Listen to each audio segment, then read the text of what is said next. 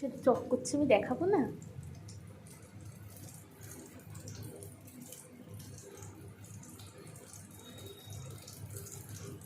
দেখেছো তেল কতটা গরম হয়ে গেছিল?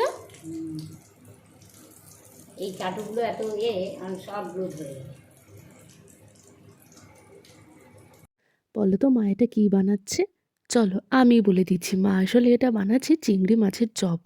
চিংড়ি মাছ বলতে একদম যে কুচো কুচো চিংড়িগুলো থাকে সেই কুচো চিংড়ি কিছুটা মা রেখেছিল। তো মা আজকে ডিসাইড করেছিল আমি বাড়ি আসার পর মা আমাকে গরম গরম চায়ের সাথেই চপটা ভেজে খাওয়াবে।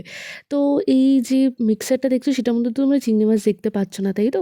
মা আসলে চিংড়ি মাছটাকে একদম মিক্সারে মিক্স করে নিয়েছে আর তার সঙ্গে কিছুটা আলু মিশিয়েছি, রসুন। এবারে তেলটা জ্বালিয়ে দাও মা, না তো কাঁচা কাঁচা গন্ধ আসবে। দাঁড়াও, আগে এইটা লাস্টে দিয়ে নি।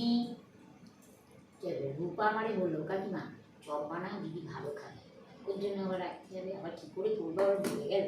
এরকম করে করে করবা, লঙ্কার করে দেবা, এই দেবা, কাঁচা লঙ্কা এই করে দেবা, টেস্ট করে দেবা, সব জানি ভাই। আমি কি ভালো রান্নার লোক পাচ্ছিস না যে আমার নিজের মতন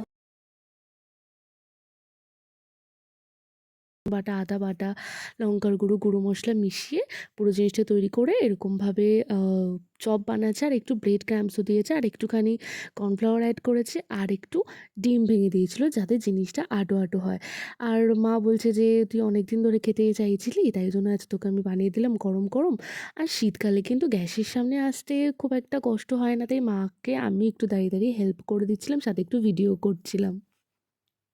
যেহেতু বাইরের কোনো তেলে ভাজাই আমি খাই না, তাই জন্য মা কিন্তু প্রায়ই চেষ্টা করে আমাকে কিছু নতুন নতুন জিনিস কিছু খাওয়ানোর জন্য। তো আজকে এই চিংড়ি মাছের চপটা কিন্তু খেতে দারুণ হয়েছিল। তোমাদের মারাও তোমাদেরকে ভালোবেসে কী খাওয়ায় সেটা আমাকে কমেন্টে জানিও।